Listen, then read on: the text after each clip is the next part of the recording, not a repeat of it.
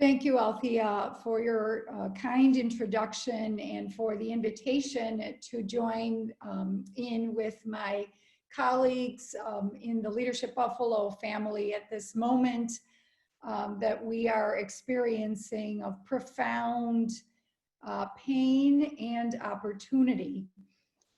This is a moment of historic proportions. We are literally living history as we experience this pandemic that we are still very much experiencing, the resulting economic hardships in our community and across our nation, and a civil rights movement that continues to grow in response to the senseless killings of fellow Americans, most recently George Floyd. And as we speak today, his funeral is underway in Minneapolis, a very powerful moment for the nation.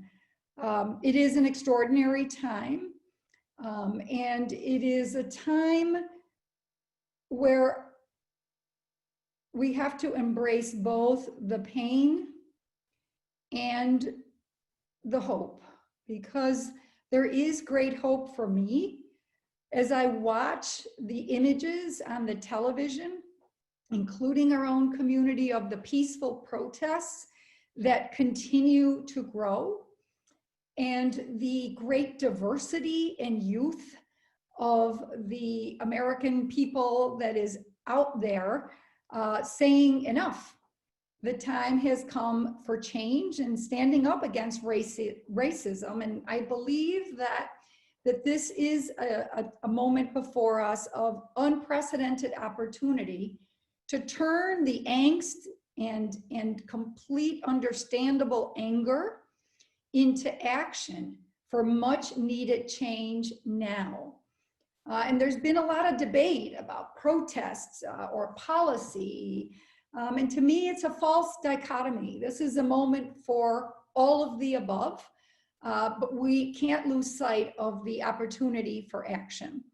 And action is what I hope to update you on over the next 20 minutes. I don't come to this conversation with any more knowledge than many of you have from your particular spheres of influence and experiences.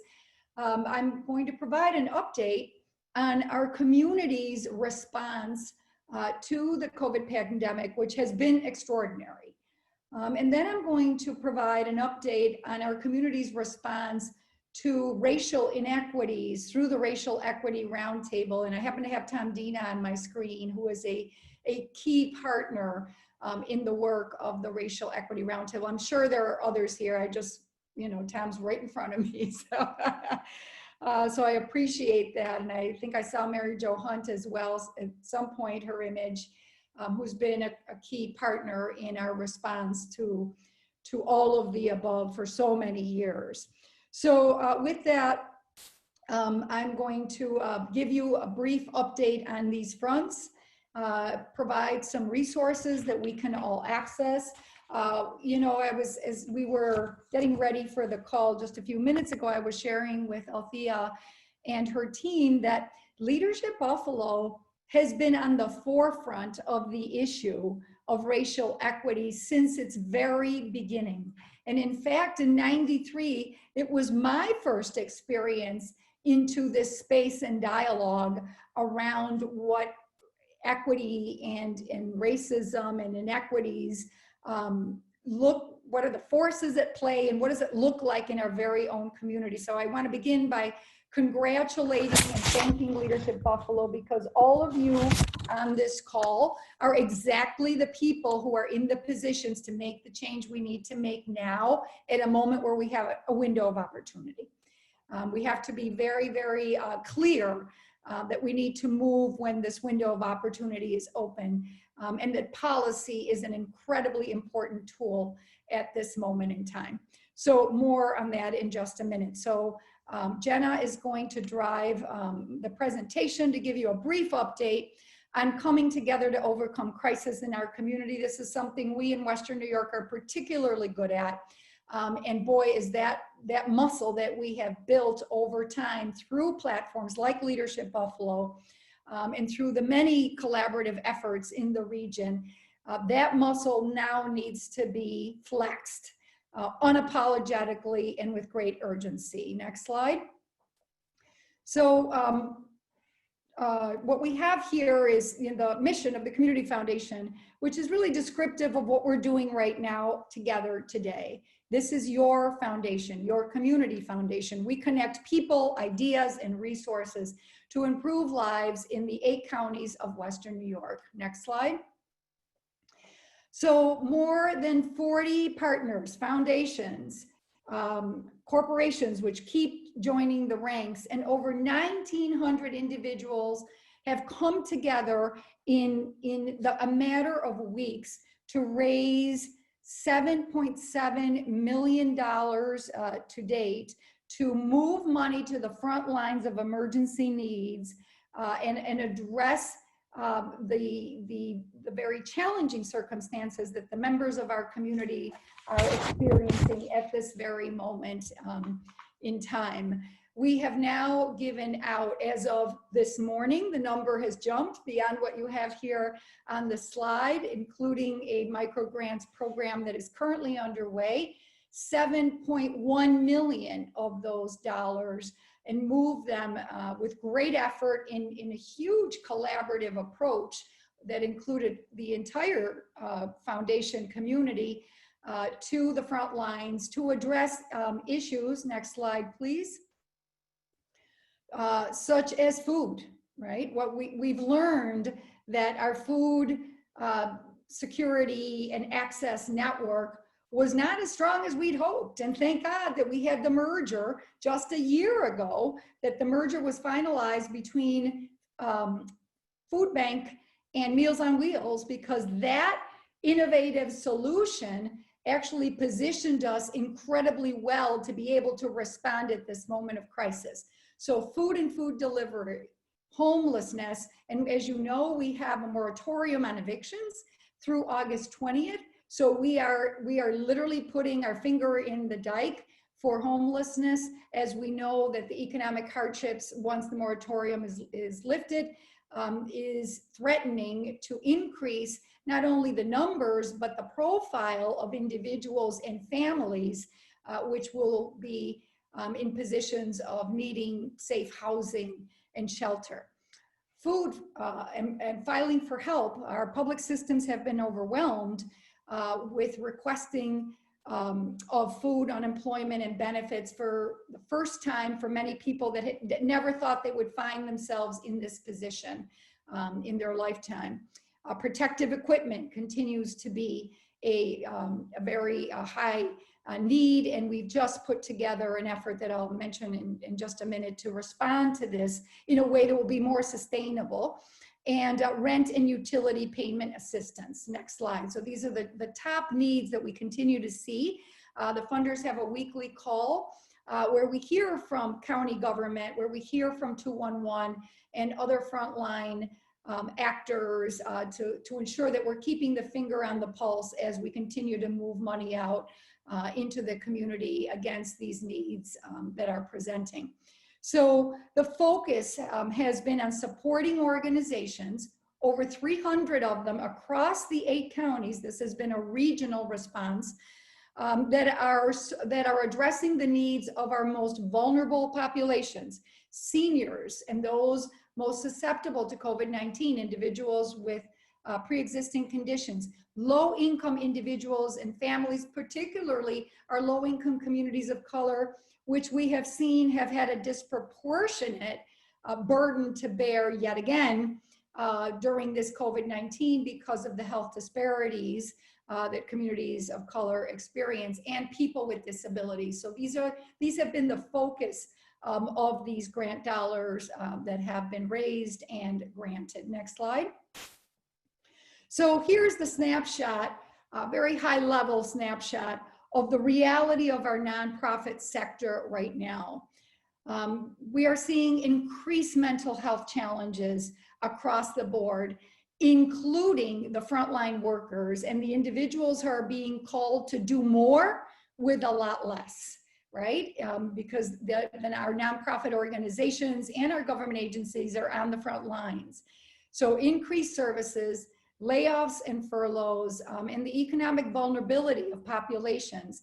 While at the same time, the nonprofits are looking at government funding cuts, loss of earned revenue, and loss of contributed revenue due to the economic hardships of the very generous people in our community. So we must build back better. So we are getting ready right now to pivot a bit on how we respond to the needs for the longer term. And I don't say long term, this is not a long-term strategic planning exercise.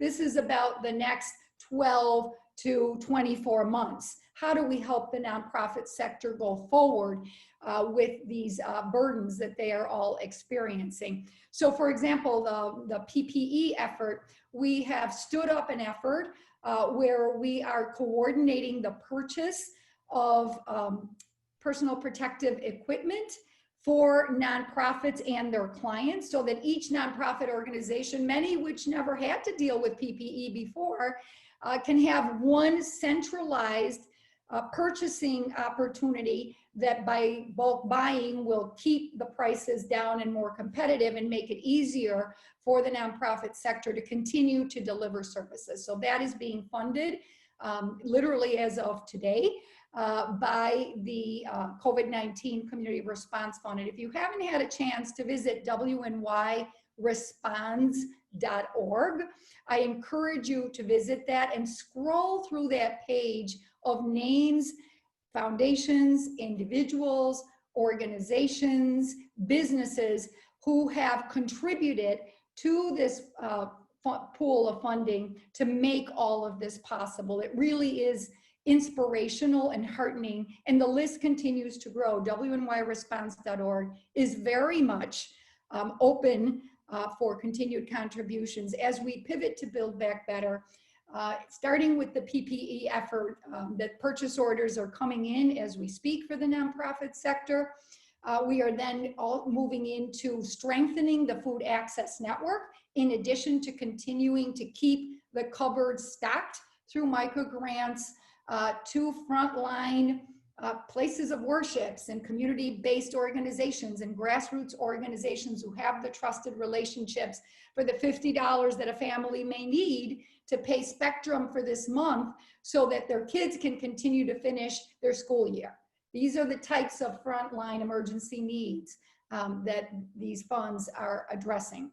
Strengthening the food network is also underway and beginning to convene a solution on how to stand it up for the longer term, right? As you know, many of the volunteers that delivered meals to the frail and elderly were senior citizens, were people over 65 that now had to get off the front line. So that has been a huge retooling to be able to continue to deliver, and the volunteers have been pouring in to feed more, and they need to be trained and they need to be assigned and the routes need to be deployed. So, you know, the churn has been extraordinary and the response has been truly inspiring, continues to be truly inspiring.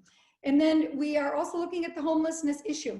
How do we begin to build a safety net for when the moratorium is lifted? As you know, the majority, as you may know, the majority of landlords in our community are small landlords, right? They inherited a double, they live downstairs, and the rent from upstairs, you know, is their income.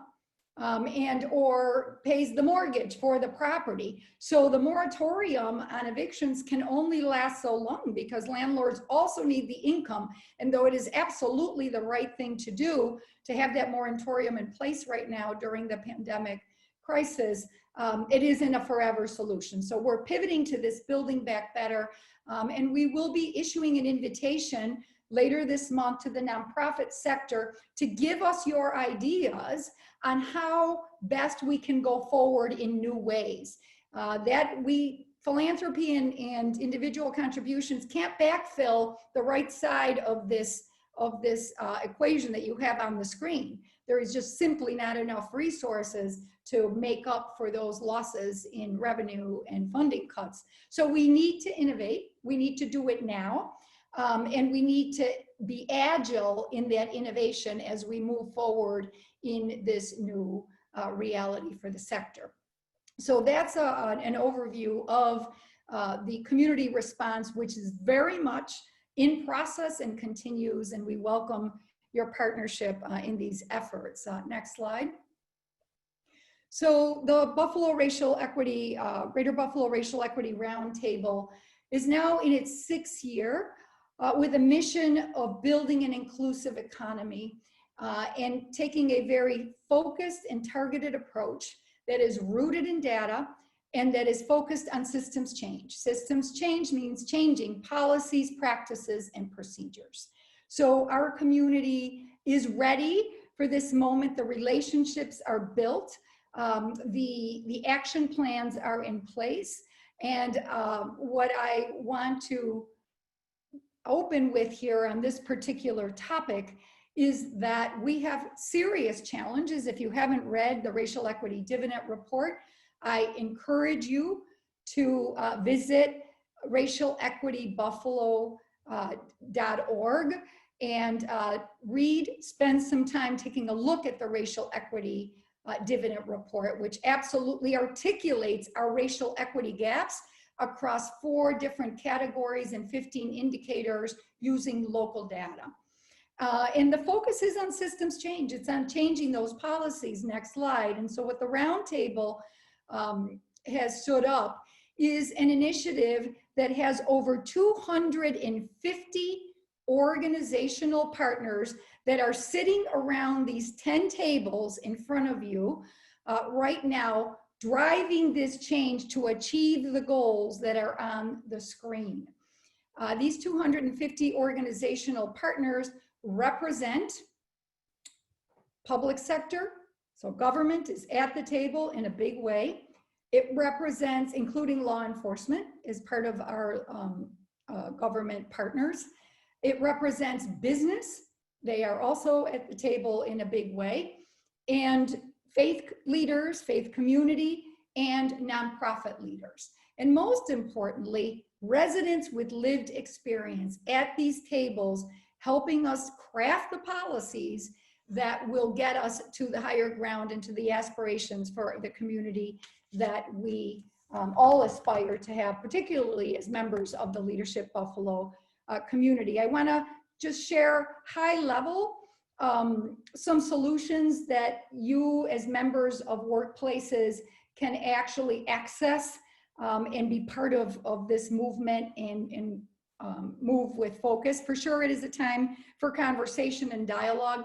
What the top request that we get from employers is requesting help for how we talk about this in our workplaces, much less at this very difficult moment in time. And there are 2 resources that I would recommend. One is the Erie County Restorative Justice Coalition is very adept at facilitating dialogues within your workplace on Zoom and doing it virtually to embrace this moment and ask yourselves as members of this particular business or this particular nonprofit or this particular government agency, what can we do to be part of the solution? And hear each other out and see each other and hold the space for each other, in particular our colleagues of color. The second resource is NFJC. NFJC is now the home of our racial healing circles, which is part, as you'll see, at about 1 o'clock on this diagram. One of the initiatives, we've had over 1,900 individuals in this community, leaders, because we begin with leaders such as yourself, that have gone through the racial equity impact analysis training and have also embraced the strategy of racial healing circles. So both of these resources are available to you in your workplaces and are very productive places to start, to talk, to have the conversation, and to hear each other, because our life experiences in this community are very different. And we need to acknowledge that and embrace that as the starting point for change. I would also say that for workplaces, there are some very important supports and capacity building opportunities that the Buffalo Niagara Partnership has stood up this year under their Diversity and Inclusion Initiative. And the Community Foundation is very proud to be funding all of these strategies with other funders in the region. And these opportunities for workplaces to be a part of these webinars, because everything is now going virtual, and these learning experiences that help build your workplace's answer to what are we going to do differently in this workplace, in this bank, in this retail facility. What are we going to do differently in terms of our policies and our procedures to be part of the solution? That's the question of the moment. What are we going to do differently going forward? And what are the policies that need to be rethought? Purchasing, right? Who are our vendors? And set goals for purchasing from businesses owned by people of color, right? Education and wealth and the oppression, historic oppression that have prevented the full potential of many of our members of our community is the issue right now. Let's move forward with taking those great feelings that we all have in our heart and acting on them with actionable policy solutions. So there's a lot of power right now in acknowledging the situation and having the dialogue and understanding that the pain and the injustices certainly exist, and we want to be present for each other. But we also have a window of opportunity as civic leaders to step into the moment and lead action for change. So with that, I want to close with one of my favorite quotes from Martin Luther King Jr., who said, "The arc of the moral universe is long, but it bends toward justice." And to be very clear, given who we are on this call today, we are the ones to bend it. So I want to ensure that I'm clear with that invitation to do what all of you have been doing, and that's why you're here, and that is to lead the change that has been long in coming, but the time is now. So I'm happy to continue the conversation. Althea, you're going to... yeah, I just put up to make sure that people put their questions in the chat room. Jonna, can you close the PowerPoint for us? Clotilde, can you just talk a little bit about, there's such, I think people want to do something, but I think there's quite a few people in the community that are afraid to do the wrong thing, so they're doing nothing. Could you give any advice? I know this is not your area of expertise, so I might be putting you on the spot, but just what should people be doing with their... Absolutely something all of us can do. Okay. And a starting point for all of us, and none of these are mutually exclusive, is to get educated. Read the dividend report, go to racialequitybuffalo.org, look at the resource section and get informed, right? Get informed. Go on the website to see what solutions are available out there in the community. And the issue here, which is certainly from a civil rights standpoint, is very much tied to the criminal justice system. Go to 8can'twait.org. 8can'twait.org. I can tell you that there you have evidence-based reforms that have demonstrated a 75% reduction in police killings when implemented. And our mayor has signed on to this. 4 of the 8 are already part of our local policies, but we have 4 more to implement. So, the power of the vote is hugely important in our great yet imperfect democracy. So contact your legislators, contact your elected officials, and let them know that you want to see the change and that you are ready to support them, because what I can tell you is that the elected officials are partners in this work and that they want to be part of this change. We're in a good place as a community to move change forward now quickly, whether we're talking about the state level, the county level, or the city level, multiple cities, of course, in Erie County. But that is just one example that is available to all of us. Two examples: get educated, get informed, and get talking. We all have spheres of influence. We all have friends. We all have family. We all have coworkers. We all have neighbors. Engage in conversations for change. Get informed, get educated, and get in touch with those that are in positions to make the change we need to see. So those are very actionable right now, right here, solutions that we can all be a part of.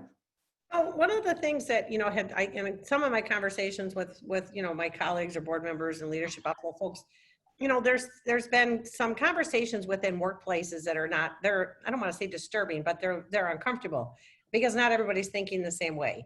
And there's been a lot of conversations about protesters and rioters and looters and different things. How do people address those conversations and that conflict within the workplace? Is there any solutions or suggestions that you have in that area? Well, I guess all I can offer here is my humble opinion, Althea, on this. I'm watching everything you're all watching, and I'm listening to everything you're all listening to. And peaceful protest is a constitutional right. And there's nothing more inspiring than to see those seas of people with masks on, hopefully, that are out there across our country saying enough already. We want to see the change that is merited at this moment in time. So, and violence is not okay. Anger, understandable. So how can we channel that anger? How can we reach out to our fellow citizens in pain, to bring them in, to see them, to acknowledge the injustices, and to move forward together in productive ways? And that, I'm seeing this happen. It takes time we are going through a series of stages of grieving is what we're doing. This pandemic just, showed up at our door on March 13th. And, it's now been exacerbated in terms of the angst and the fear and the pain with this blatant moment of injustice where the nation has finally said enough. And it's time to move forward together. So I think we have to move forward imperfectly. We have to create gracious space. None of us have the answers, but together we do have the solutions. Thank you. Well, one of the things that we're considering doing is, again, Leadership Buffalo works in this area and really gets people to open their minds, break down biases and stereotypes to affect positive change. One of the things that we're considering doing is throwing down an LB challenge. To challenge our partner institutions, corporations, nonprofits, whoever works with us in our community to, if they haven't done so already, create a diversity inclusion council, create a diversity inclusion statement or an initiative, and share that publicly what they're doing to really help educate the people that work within their companies, just like you said, to get themselves educated. Do you think that's something that would be so? I know a lot of companies are doing it. M&T Bank is, working in that space, and it's not diversity, it's diversity and inclusion. So any suggestions if you think that's something that would be effective? Absolutely. I think, it begins with conversation, but a moment like this also requires action that accompanies that conversation. So accountability for what any and every workplace is going to do to make this change, right? Hold yourselves accountable. Tell your vendors, ask your vendors, every time you put out a request for a proposal, ask your vendors how they demonstrate their commitment to racial equity and inclusion. Just asking the questions sometimes help people think about it in different ways. So the statement is very important. In building that statement, leadership has to lead in a moment like this. And even when it's not a moment like this, leadership has to lead this kind of change, because we're talking about cultural change in our workplaces and in our communities at large. So I think the statements are important. The actions are as, if not more important. And we need to say, here's what we're going to do differently. Here's what we're going to learn about. And here's how we want to go forward. And no one has the answers. There isn't a checklist or a to-do list. But what there has to be is earnest and authentic commitment to building fair and equitable opportunity for all, and reflecting that value of equity in everything we do in our workplaces. The workplace is a powerful place to start, in parallel with our roles as individual citizens and our voice as individual citizens in terms of holding those we elect to public office and those we elect to frame our communities through public policy accountable, and give them the support they need right now to do the right thing. I can tell you that the Racial Equity Roundtable is now in the process of developing a short list of policies at the state, county, and local city level that we want to move expeditiously, and we'll be happy to share that with LB so you can share it with the membership. And we all know how policy change, lobbying, and advocacy works, right? The more pings that any elected official, any city council, any county ledge, or any state assembly or senate gets on make this happen, the more likely it is to happen. And business has a huge role to play in using their voice to change policy. So what I'm hearing you saying is that there's so many, we have to work as individuals. We have to work with inside companies. We have to work with our families. We have to work with our people that are creating the rules and the laws and the policies. So it can't be just one group of people doing this. We have to be working together. And the time has got to be now. We can't let this go on any longer. I do have a couple questions from the chat room here. So, and I do want to maybe touch back a little bit about the, oops, I can't get this to move. The Racial Equity Roundtable too. We'll come back to that. So this one question is, a business owner with a predominantly white staff, they're very committed to trying to diversify their workforce, but they've struggled with recruitment, specifically in Western New York.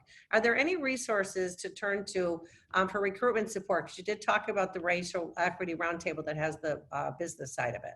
Yeah, so the Buffalo Niagara Partnership is a phenomenal resource right now for businesses with this challenge. You're not alone with the challenge, but let me tell you that the place to start is with building your culture, shifting the culture of the people you have right now, right? Investing in their growth. Our educational system has not supported our learning in this area. In fact, it has completely brushed the realities of racial inequality under the rug. We, learned about Rosa Parks and we learned about Martin Luther King. There's a lot more to the story than that. So invest in building your capacity to be an inclusive workplace so that when you do attract talent and people of color to your workplace, you will not have a retention issue.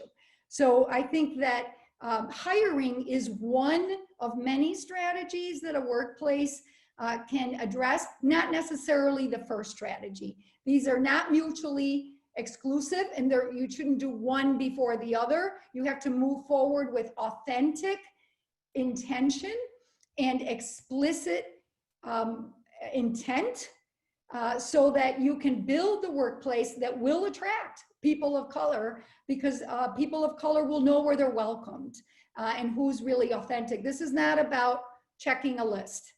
This is about shifting the culture of every workplace in our community. Yeah, right. So the other question is there a master list somewhere of persons of color owned local businesses that we could better support? And I will start to answer that a little bit myself, because one of our grads in collaboration with our office put together a African-American owned businesses and or led by or nonprofits that we can support. And we've got it on our social media. And I'm sure there's things that can be added to it. So there's one place to start. It was grassroots. Absolutely. Yeah, absolutely. And our Business Leaders Task Force, which is one of the 10 strategies that was up on the screen, is actually, when we began that work, the Business Leaders Task Force, which are 12 major employers looking to build more inclusive workplaces who've been at the table now for 4 years, they are funding this pilot program. The first thing they found was that there wasn't that list in our community, that there were some lists at the state and city level, which do exist, and you can go to them at state and city websites for MWBEs, but not all businesses owned by people of color are at that level of certification or have pursued that very onerous process, by the way. There are over 400 businesses owned by people of color in this community, and that resource is being built by the Business Leaders Task Force and piloted as we speak. So that is, the lists are available, and a more comprehensive resource for the community is under development as we speak, and has been since the beginning of this year. That development process actually started in December. Great, great. And actually, if one of my team, if you can find that link that we shared, I think yesterday or today, and put it up here for people. Oh, somebody just put it. So it's up there already. So way ahead of me. So are there any other pieces of information that are coming out of the Racial Equity Roundtable that will address the events of this week? Yes, so pieces of information. So the roundtable is focused on systems change in the criminal justice system, in two specific subsets of that. And Superintendent Dina is actually the co-chair of the Reentry Coalition, which has completely rewired how we support reentering residents into our community so that they can succeed rather than reoffend. So that is a huge initiative that has repositioned how reentry services are delivered, and the service Link Stop, which is the one-stop resource, which is currently not open because of the pandemic, but will begin to open for services in the near future, is the solution that has been crafted under the leadership of Superintendent Dina and the Commissioner of Mental Health from Erie County, with 57 organizations at that table and in that partnership. So that's an example. The Juvenile Justice Works effort is currently underway, doing deep data analysis to further accelerate the progress that we've made. And part of that is training law enforcement, the Eastside Youth Detention Center, and all of the various agencies, and starting with county government, who has taken the lead in ensuring that this training and capacity building for the individuals that are serving our communities is occurring at scale. So lots of work going on in building organizational capacity, changing policies, and changing procedures across these systems. Workplaces is a big focus of the work. Our MBK, Boys and Men of Color initiative, which is elevating the voice of young men of color as leaders, focused on policy change and advocacy. Very powerful work. If you look up Breaking Barriers on your favorite podcast feed, you will be very pleased with what you see and what you hear in terms of the voices of leadership that are emerging from our young Black males in this community. Mm-hmm. So those are just examples, and the short term is a policy agenda that is very focused on this moment in time at those three levels of government. So those are examples of the various pieces of work that have been underway now 6 years through cross-sector coalitions that are changing the way our community does business to remove barriers and increase opportunity, fair and equitable opportunity for communities of color. You know, it's interesting too, though. It seems like there's so many initiatives out there. It would be nice if there was kind of like a portal that people could go and find it easier. So maybe that's something that the project that can get worked on. So another question from the audience, with the budget limitations that are placed on businesses, who are trying to survive through this crisis of COVID, how do we provide opportunities to our diverse workforce who spend time training for jobs that are now being cut and keep the learning population that there will be opportunities for? Yes, well, I've had the good fortune to be serving on the New York Forward Task Force. And clearly, the governor is very focused on the reopening and the rebuilding of the economy. The state is on its knees, over $30 billion deficit just this year. A lot of it is going to depend on federal funding flows to the states to assist government in helping to support business. A recent initiative, Open 4, was just named to help locally. It's a foundation, and M&T Bank is a partner in it as well.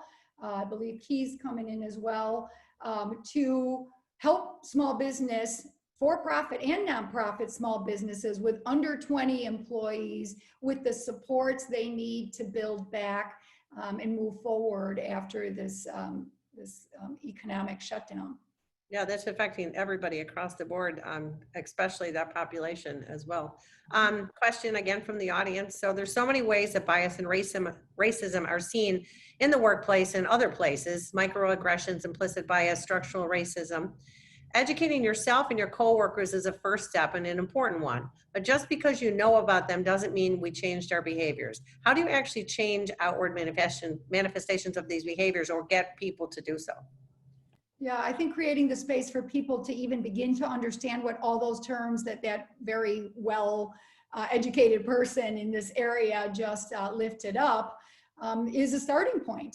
People don't know what implicit bias is, what is white privilege, you know, what did you just say, right? Because it's never been explained to many of us in our community. And I also want to say, I also want to say something here that is just, we got to be pragmatic, right? There are people that are, the majority of the people in our community want to do the right thing and want on-ramps to be part of the solution, right? So that is the assumption on which we have to move forward. The vast majority of the people, we are never going to have 100%. There are elements of our communities that are never going to understand and actually quite actively oppose the right thing to do for the future of our region. And I think we need to move forward with building and equipping the coalition of the willing as we move towards the future we all aspire to build. And not spend time, that's why we have law enforcement, and that's why we have, you know, rules in our community, you know, worrying about that small vocal minority, quite frankly, that can undermine the progress that many of us, and most of us, I will argue, want to see. So I think we have to build the coalition of the willing and equip that coalition of the willing to make the change that we want to see. So it's never going to be 100%. That's just not the way human nature works. And we have plenty of historical evidence to support that. That's great. Well, that's true. We have to start somewhere. And if we can shift the conversation and shift our behaviors, that the majority of us are going in the right direction, we will be able to win this battle. Somebody had put up a great suggestion. If Leadership Buffalo has ever thought about engaging our members in anti-racist or allyship training. I think that's a fantastic idea. So what do you think about that? And how would we go about doing that? Absolutely. Is there somebody doing it already? Yeah, absolutely. I mean, I think that is a fabulous idea, and there is a great need in our community, indeed in our nation, to make that training and that learning, right? It's really a journey of continuing to learn about 401 years of oppression, right? That's what we've missed out on, many of us that have gone through the formal education system and just have never had access to that understanding so that we can be effective allies, and effective agents for change. We have to, each and every one of us, we have to own the solutions. I go back to our individual spheres of influence, our families, our neighbors, our friends, our places of worship, our workplaces.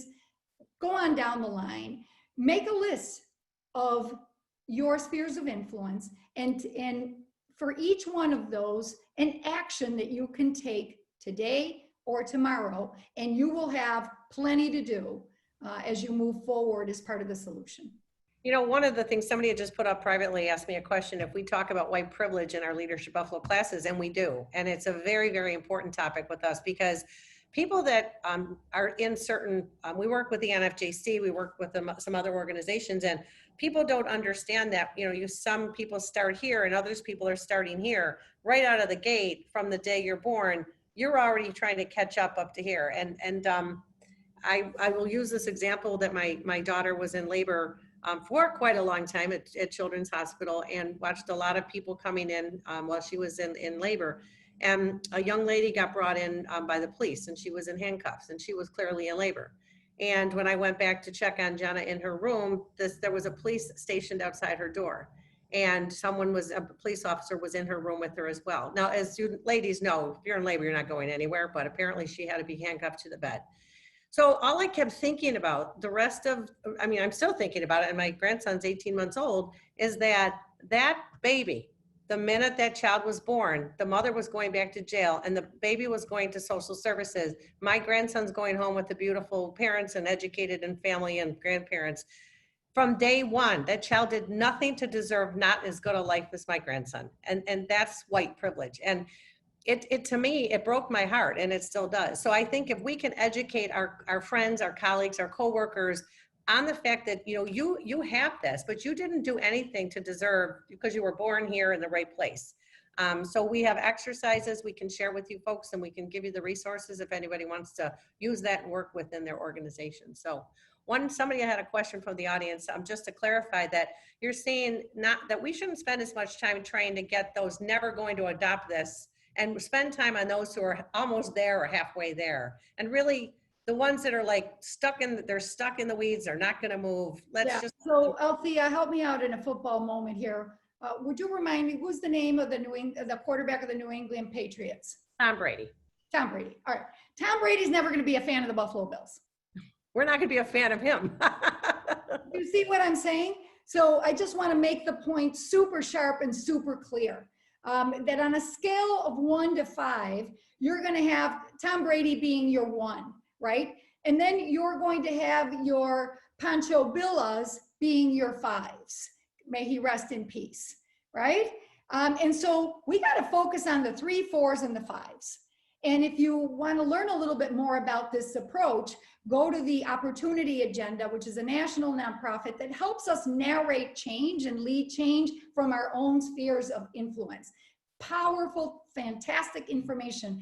There is just so much out there nationally that is available to us as we wage this battle to win it.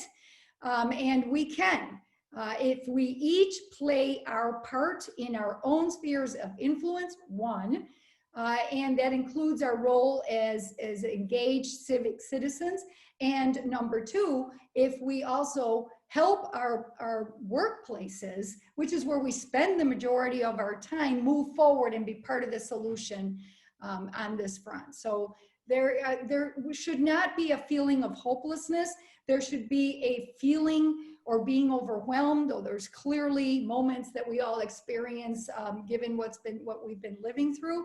But I think here's an opportunity to take the bull by the horns and act, right? Acting will help you feel better, right? Making the change you want to see, making the change that brought you to this conversation today. We all have a role to play.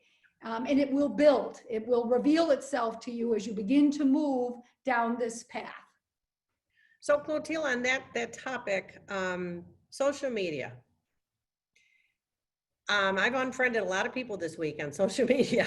I don't engage. I'm not going to try to have a conversation via Facebook or whatever, but how can people manage that better? Because there's a lot of arguments going on. And if I wasn't using social media for our work, I would completely be gone. It's very challenging.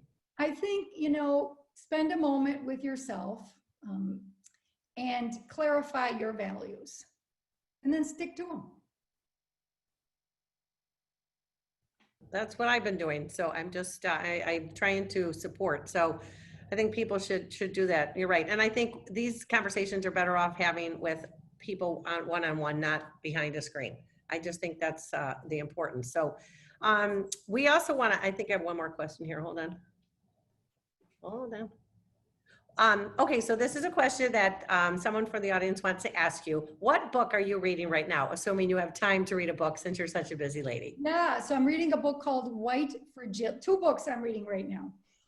Yes, I've read 12 books since the pandemic started. Me That's too. how I relax.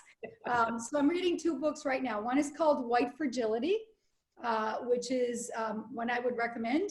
Lots of food for thought. And then the second book that I'm reading is A History of Latinos in America. As many of you may know, I am a naturalized citizen.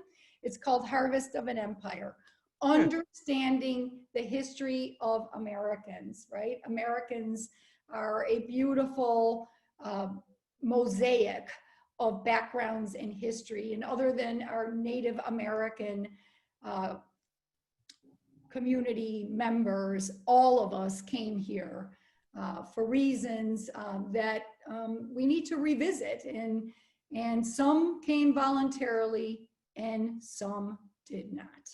So I think we need to educate ourselves so that we can align our knowledge with our values, so that we can align our head with our hearts as we move forward together at this really critical moment in history.